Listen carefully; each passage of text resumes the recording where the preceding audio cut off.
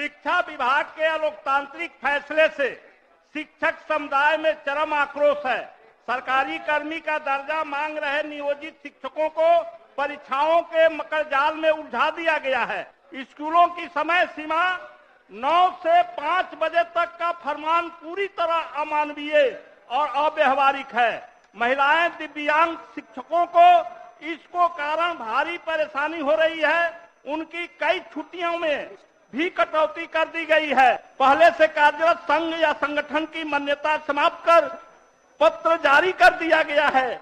इस अलोकतांत्रिक फैसले का विरोध करने पर उनके ऊपर लगातार कार्रवाइयां की जा रही है। नियोजित शिक्षकों की शिक्षकता परीक्षा की घोषणा से उत्पन्न भीषण स्थिति पर चर्चा हो। उल्लेखनीय है कि राज्य में 2006 से नियोजित शिक्षकों की शिक्षकता परीक्षा आयोजित की जा रही है। इससे नियोजित शिक्षक उद्वेलित हैं और सड़कों पर उतर गए। मामला सब गंभीर होता है। माननीय सर से कोई विषय अगंभीर होकर नहीं पूछते हैं, सब गंभीर विषय होता है।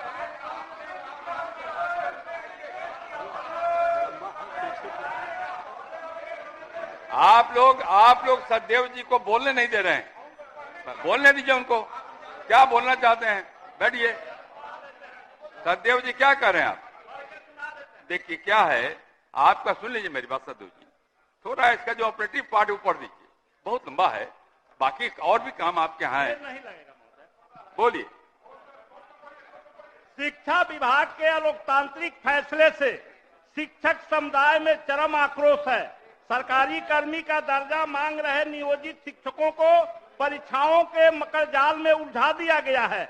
नियमावली के अव्यवहारिक पहलुओं यथा 3 जिले के विकल्प को विलोपित करते हुए ऐच्छिक स्थानांतरण और अन्य जरूरी संशोधनों के सवाल पर अपनी आवाज उठाने के लिए उनके ऊपर लगातार दंडात्मक कार्रवाई की जा रही है। महोदय, स्कूलों की समय सीमा 9 से 5 बजे तक का फरमान पूरी तरह अमानवीय और अव्यवहारिक है। महिलाएं दिव्यांग शिक्षकों को इसको कारण भारी परेशानी हो रही है। उनकी कई छुट्टियों में भी कटौती कर दी गई है। महागठबंधन सरकार में शिक्षकों की अस्थायी बहाली की प्रक्रिया शुरू हुई थी, लेकिन दूसरी ओर सरकार ने विद्यालयों में आउटसोर्सिंग के जरिए निजी कंपनियों को विभिन्न पदों पर नियुक्त और संचालन का अधिकार दे दिया है। यह शिक्षकों के विनाश का कारण बनेगा।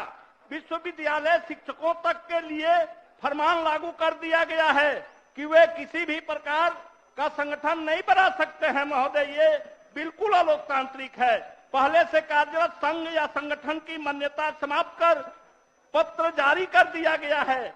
इस अलोकतांत्रिक फैसले का विरोध करने पर उनके ऊपर लगातार कार्रवाइयां की जा रही है। महोदय, हमारी समझ है कि शिक्षा की व्यवस्थागत कमियों पर ध्यान देकर और उससे संबद्ध सभी तबकों के बीच बेहतर तालमेल स्थापित करके ही एक स्वस्थ लोकतांत्रिक शैक्षणिक माहौल का निर्माण किया जा सकता है।